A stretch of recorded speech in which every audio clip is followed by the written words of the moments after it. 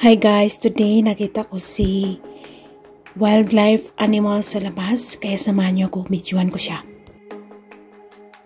Yan ay si gray squirrel.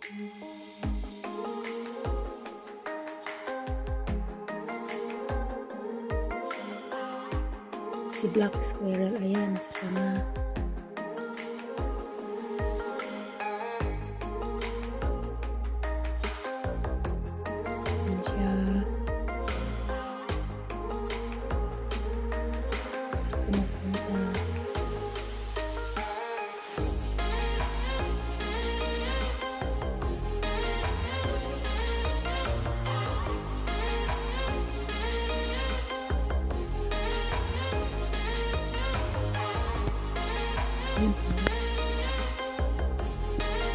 Ayan siya, bumaba siya dyan. Galing siya dyan sa ayan o. And then bumaba siya dyan.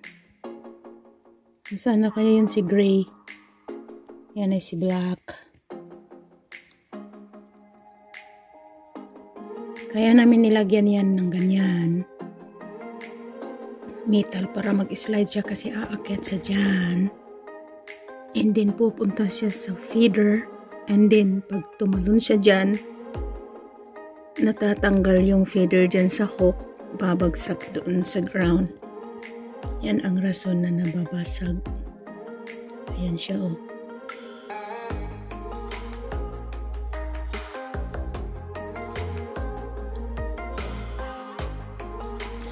Ang weather namin ay 52 degree Fahrenheit. Medyo siya warm. Today ay December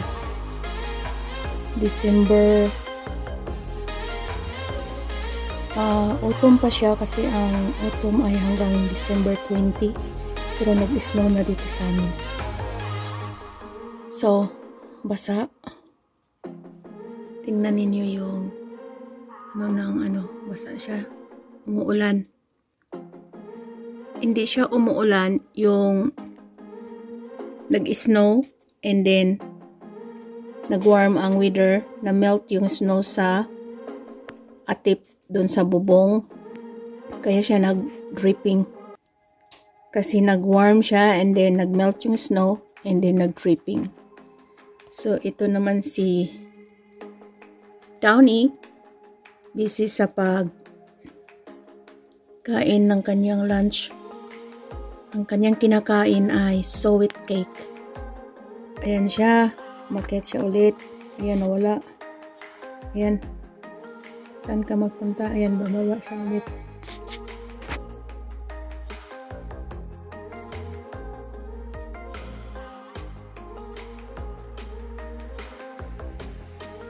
Ayan, wala na nasa iba siya masyado. Yung mga maliliit na ibon, ang tawag sa kanila ay chickadees. Chickadee. Yung marami chickadees. And nuthatch. And then tufted titmouse. Tatlo yan sila na sabay ang season na nandito sila sa dito banda sa up north. Pag summer nawawala sila, yung mostly nasa ibang, baka pupunta sila sa Upper Peninsula kasi mas malamig doon. Ayan siya oh. Ganyan siya, pag kumuha ng pagkain, lilipad palayo and then babalik, kukuha. Ayan, ganyan sila. Lalo na pag marami yan sila sabay-sabay, ang cute nila tingnan dyan sa feeder.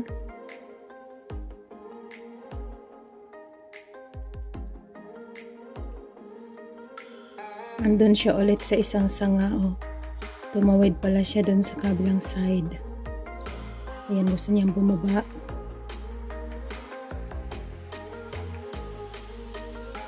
Ayan, bumaba siya. Saan kaya siya magpunta? Baka bababa siya dito sa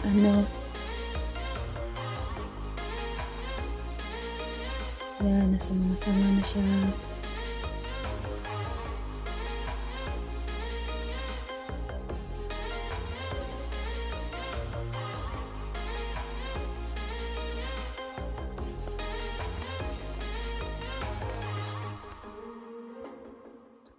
Huwag kang pumunta dyan sa blue feeder. Ayan, nasa ground na siya. Dyan sa ground, yung mga natatapon from bird feeder. Kaya yan din ang sinisimot nila sa ground. Ayan siya, guys.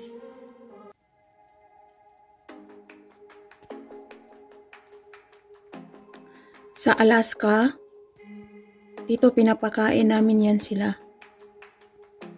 Ang ayaw lang namin yung tatalon sa feeder. Tapos nalaglag yung bird feeder. Nabasag, kaya ako nagagalit. And sa Alaska, hinahunt yan sila. And din yung balat nila, pag nahuli sila, may mga trucks kanang na-slip ang huli gani. And then yung balat nila ipabitin yan sila, tapos babalatan. Nanonood ako ng show, babalatan nila yan, at saka yung balat meron silang screen na pina-flat yung balat, tapos i-dry up nila yan bago gamitin. Basta may process silang ginagawa bago gagawing bonnet, yung sombrero para mag-warm, pang winter. Kaya napansin nyo yung buntot niya. Yan ang kadalasan sa kwelyo ng mga jacket or sa mga fashion bonnet or mga sombrero na fashion. Yan siya. Ano din yan, isang materialis na needed sa isang factory, na yung mga naghahunt ng ganyan, naghunting sila, double purpose, kainin nila yung karne, and then yung balat ay may gagawin silang process, i-dry up, kiskisan, and then maibenta na nila. So one way sa pag-making money nila sa Alaska. Meron din sa Alaska beaver, yung mga klase-klaseng hayop, fishing. Yan ang kanilang source of living sa Alaska. Maraming tumitira doon. Grabe ang snow doon. Sa port protection and life below zero ang aming pinanood every winter season. Nanonood kami sa TV show. And doon ko na pag-alaman na kung kailan snow, doon sila kumukuha ng kahoy sa forest para sa firewood burner. So nagtaka ako kung bakit kailan snow, doon sila kumukuha, pinuputol nila yung mga dead trees. Yung pala, pag ipadalos na nila sa hill, ang bilis bababa kasi ma-slide yung snow. So naintindihan ko na, sabi ko, bakit ang lamig-lamig? Bakit kailan sila mangunguha ng kahoy? So yun pala ang easiest way para makaipon sila ng kahoy. Saka doon mostly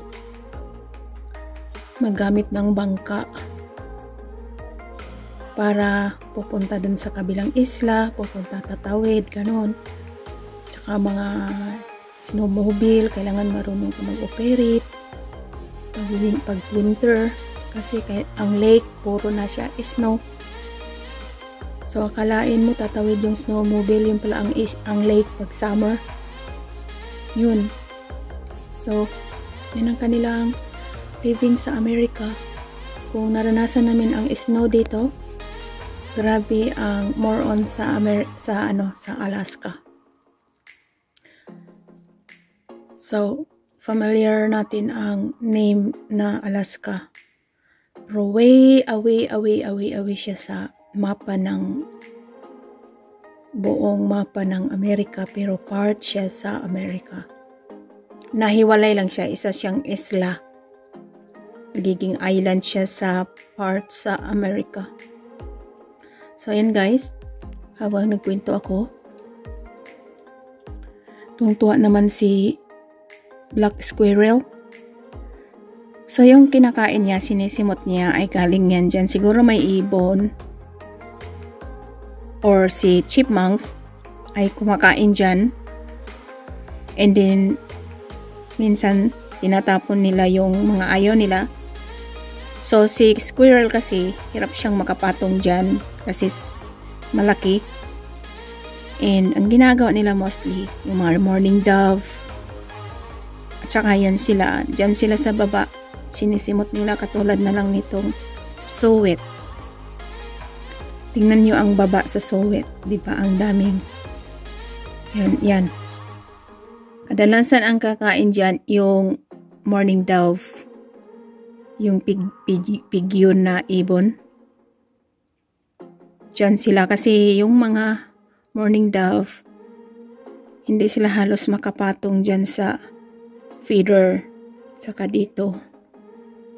Kasi malaki ang tiyan nila, nahihirapan sila. So, ang ginagawa nila, dyan sila sa baba, sisimutin nila yung nalaglag.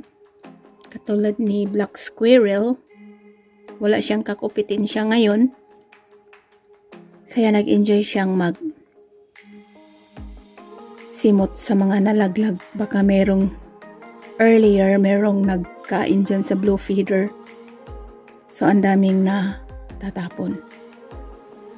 So, kahit natatapon siya, mayroon ding mga wild animals na kakain dyan sa mga nalaglag na food. Tulad ni squirrel, morning dove. So, dati nagagalit ako, bakit kaya tinatapon? Sabi ng asawa ko, okay lang kasi mayroon namang mga wild animals na hanggang sa ground lang. Tulad niyan. Kasi hindi siya makapatong dyan. Na-unbalance. Kasi nga, baby, ang laki niya. Yan guys, ang aking content for today. So, basa sa labas. At saka, pag pumunta ka sa kalsada, kung sa Pilipinas, napaka-putik. Pero hindi siya putik. Yung basa, yung snow, then watery. Kaya ayaw kong lumabas. Ito lang ko sa loob. So, hindi nakita ko si squirrel back and forth. Kaya binibidyohan ko. Kaya salamat guys sa inyong panonood. At walang sawang pagsuporta sa PhilAm Corner. Bye and God bless.